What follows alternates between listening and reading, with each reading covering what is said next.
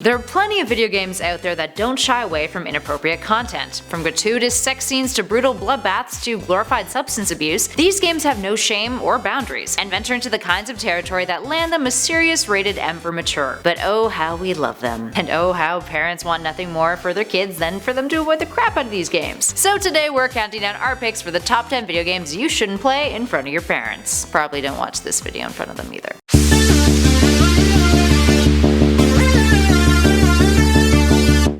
At number 10, Duke Nukem Forever. Duke Nukem has always been considered a little racy as a franchise, but with the release of Duke Nukem Forever, gamers and critics alike found the character to have become more obnoxious and less likable. So the concept of this game is that Duke must come out of retirement and save the world from aliens when they start kidnapping women. There's a few moments in the game that have been slammed by critics for being risque and grotesque, specifically the moment when Duke finds his two living girlfriends have been captured by the aliens, only to discover that they've been impregnated with alien spawn. They give birth to the aliens and die after he's particularly cruel to them. Overall, not a great scene to witness. Exploding heads, not fun. And at number 9, God of War. While the most recent God of War has been considered one of the best PlayStation games of all time, and rightfully so, the previous entries in the series have been criticized by parents and conservatives for being too gratuitous when it comes to violence and sex scenes. Violence makes sense, but if the sex scene bit has you scratching your head, just take a look at Kratos' encounter with Aphrodite. Anywho, the previous games of the franchise saw Kratos as a character solely out for revenge, with many a critic criticizing that he was a bit two-dimensional because of it, a problem that has now been solved with the latest title, in which he is accompanied by his young son Atreus, and has undergone some serious character development throughout the game's narrative. Long gone are the Spartans' promiscuous days, although the blood and gore definitely do remain. Moving on to number 8, Dead by Daylight. Dead by Daylight quickly became one of the most popular multiplayer games currently out there. You can play either as a survivor or as a killer, the former running around avoiding death while trying to escape the game's map, and the latter trying to, well, kill all the survivors running around trying to escape the game's map. It's a grand old time. But the voice acting and the amounts of gore that appear in the game are definitely not traits that parents of younger gamers would approve of. Plus, the first person POV of the killer would definitely have some parents up in arms about the game glorifying murder. Still really fun though.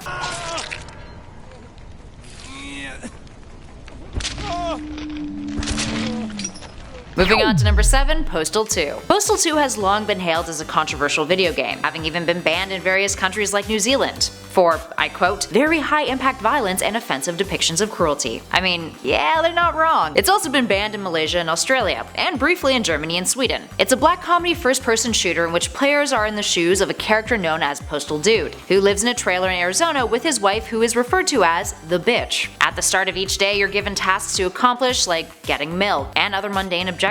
You can either accomplish these tasks as peacefully or as violently as you'd like. You could realistically complete the game without harming a single person if you wanted. The game's tagline is literally, remember, it's only as violent as you are. So you can imagine how well that went over with some of the harsher critics of the game. The game also leans heavily on negative stereotyping, which garnered it a whole lot of controversy as well. Moving on to number 6, Leisure Suit Larry. Pretty much every title in the Leisure Suit Larry series is not safe for younger players, like in terms of appropriateness. It's marketed as having adult themes, and the game's main protagonist is a balding leisure suit wearing 40-something whose only goals are to seduce attractive women and also not die. If that isn't a big enough red flag for you, the game literally has roots in developer Sierra's 1981 text adventure that was titled Soft Porn Adventure, with the first Larry game being an almost direct graphical adaptation of it. While it may not be the most explicit game sexually on this list, the themes it explores definitely are. And as many who have played the game are probably aware, much more of the raunchier moments in it were tucked into little Easter eggs as opposed to the main gameplay. So it gets dirtier the more you look.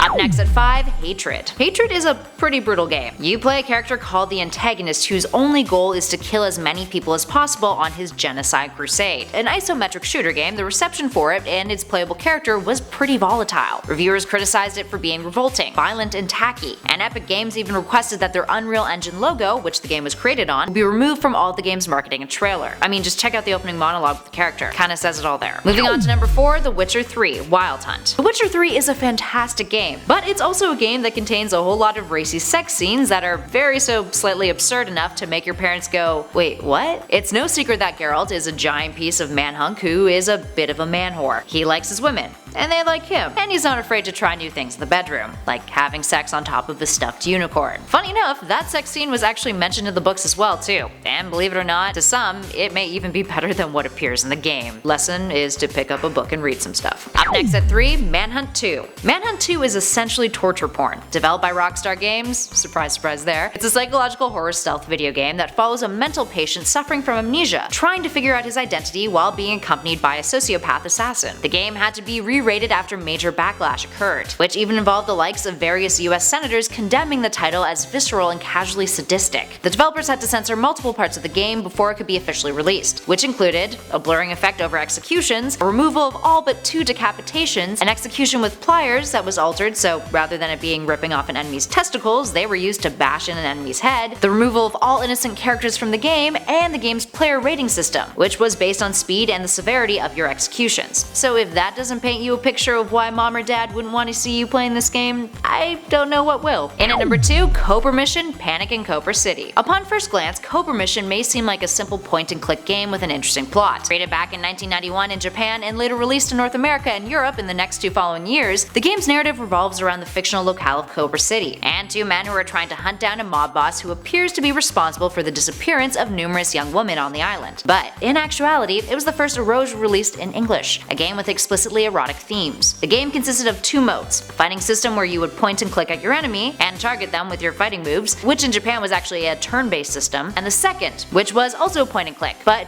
point-and-click sex scenes, where you would choose an item or body part of your own and then click on a part of a naked girl's body, which would cause her pleasure meter to increase or decrease. If it decreased too much, she would leave. If the meter was full to the top, the player would get to see the full sex scene. Needless to say, probably not something you want to do in front of your parents anyway. And finally, in at number 1, GTA 5. The Grand Theft Auto franchise has always gotten a lot of heat from conservatives for pushing boundaries, and it's also made a lot of headlines because of it. But I mean, hey, GTA 5 is a fantastic satire. Although it does contain some lewd content, arguably simmered down a bit in terms of sexual explicitness compared to previous games and certain mods like Hot Coffee. There's also a lot of drug use. Now, the main uproar around this title was the depiction of violence and of women. Now, to be fair, there is a hostage interrogation scene where you straight up get to torture a guy with a variety of tools. Although Rockstar argued that it was a political commentary, many felt that it was in poor taste, and felt polarized by the mission. Concerning the treatment of women, many people were up in arms about the game's nonchalant attitude towards violence against women, and in Australia, Target actually pulled the game from 300 of its stores after a petition went viral about it. Despite this, GTA 5 is still considered one of the best games amongst the 7th generation of console gaming, and a cultural behemoth, having broken records when it came out in terms of sales. Alright, there we have it friends, which of these games do you think isn't all that bad when it comes to being inappropriate? Give us a shout in those comments below and let us know your thoughts. If you dug this video, spread the love, hit that like button, and be sure to subscribe to Top 10 Gaming for more videos, from Let's Plays to lists to theories and news and much more. In the meantime though, thanks for watching everybody. I'll catch you all in the next video.